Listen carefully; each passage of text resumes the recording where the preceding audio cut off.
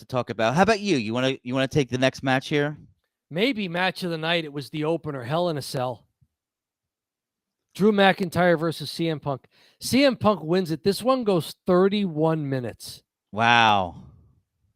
This was long. Now, one thing I've noticed, really paying attention to Hell in a Cell versus just a regular cage match. Normal cage matches, the cage is very tight to the ring posts and only extends down as far as the top of the ring apron. Hell in a Cell is much wider and goes all the way to the floor so that guys can escape the ring and fight on the floor, go under the ring, which these guys did. Tables, a toolbox, which wound up being used in the finish sort of here. Drew McIntyre eventually gets a bag of, and this is the thing that's so commonly done. Somebody brings out a sack of thumbtacks. Drew McIntyre brings out a sack of friendship bracelet beads. Oh, that is a good idea. And dumps it all over Cody Rhodes' head. CM Punk's head there. But Punk recovers a little there because Drew's taking a sweet old time. He avoids a Claymore. Drew, it is a nasty looking spot. They have the ring steps in the ring, and CM Punk is propped up against it. As CM Punk rolls out of the way, Drew just goes spine first into the ring steps there on the missed Claymore. And then Punk, as Drew is just out, wraps a chain around his left knee, around his own left knee, and hits the go to sleep on the chained left knee for the pinfall. This match goes a good 31 minutes. Each guy was bleeding like a stuffed pig. What was that? Is that an old JR thing? That is a JR, bleeding like a stuffed pig. He was bleeding from the head there. Yeah, go ahead. I figured if they're going to Netflix, it's called Bad Blood. It's a Hell in a Cell match. We're gonna get some gigs tonight. So we got some. These were not the hard way, were they? I don't think so. They were bleeding a lot. Drew's almost looked like he used one of those blood pellets from the movies. Oh, okay. Like it was massive. He hit an artery or something. Like but his forehead, yeah, because there's so many arteries in the forehead. Like it was massive. It was almost. I'll do a Saturday Night Live callback. It was almost massive head wound Harry, Dana Carvey's old character, who just shows up to parties with massive head wounds. Yes, I know what you're talking about. Drew McIntyre got crazy color, and it almost looked like they went blood pellet instead of blade. But yeah, each guy got color. CM Punk got color early. He was bleeding 10 minutes into this match, so it went another 21 minutes. Yeah, with CM Punk having bled there. Punk hits Drew with the toolbox. Punk is on the floor. Drew grabs one of the tools and is trying to pull Punk back into the ring by his head and neck as Punk's standing on the floor and Drew's in the ring. Punk, though, reaches down, has the toolbox in both hands, and just swings it back up over his head and cracks Drew right over the crown of the head. And then when next we see Drew McIntyre, he has a crimson helmet. That was about 15 minutes into the match. So each of these guys bleeds before the halfway mark of this match. Lot of action in it, very slow and deliberate, but a lot of action, a lot of bad blood in this match. Punk sidesteps a Claymore, counters with a sharpshooter at one point. Drew fights out by hitting Punk with a wrench on his back. Yeah. So good stuff. Drew vertically suplexes Punk from the ring apron through a table on the floor.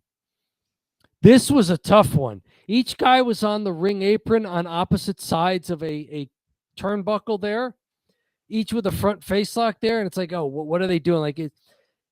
At this point, Punk is not really going to be able to get the bigger man, Drew McIntyre, over, because when the turnbuckle's in your way, and you will attest to this having done indie wrestling, suplexes work when the guy taking the move can help.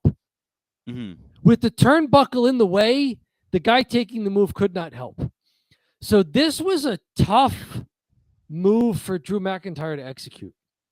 Punk is a little smaller, but Punk's not a small human being. No. He's a 200 and something pound man.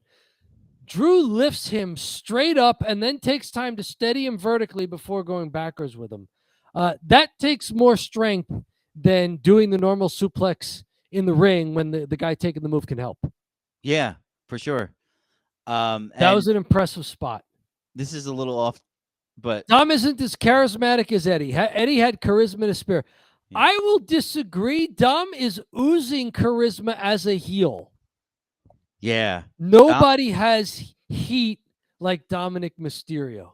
Eddie might be a little bit charismatic, but the timing's right for Dom. There's Yeah. just something going on with Dom, but it's because Eddie's like wildly charismatic, and Eddie I managed to convert to being a baby face with it. That's one thing that we haven't seen yet. Is that in Dominic Mysterio's future? yeah, Some people seem to think it is. I mean, we played during Cheap Heat a live stream or two ago.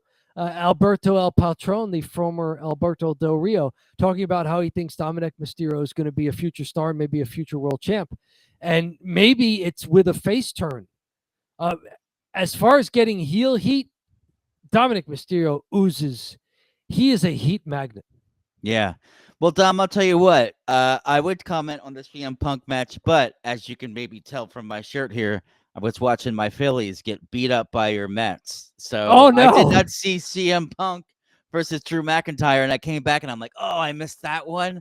I knew it was going to be a good one, so I'm glad that you gave me the feedback, and maybe I'll have to go back and rewatch it. It's a fun match to watch. Both guys work really well. They work it like it's a really bad blood grudge match.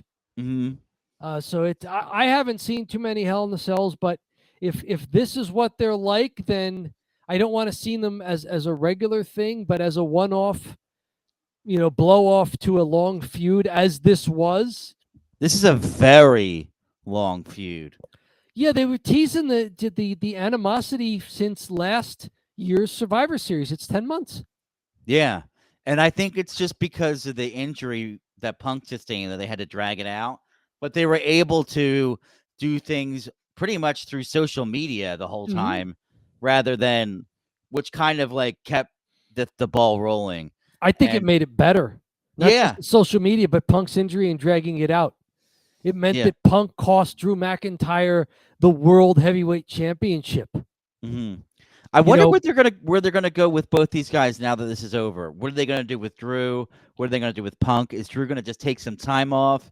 Is Punk gonna get a go for the world title from Gunther or Cody Rhodes even? Oh, there's no way that they would trust him with the belt. Punk?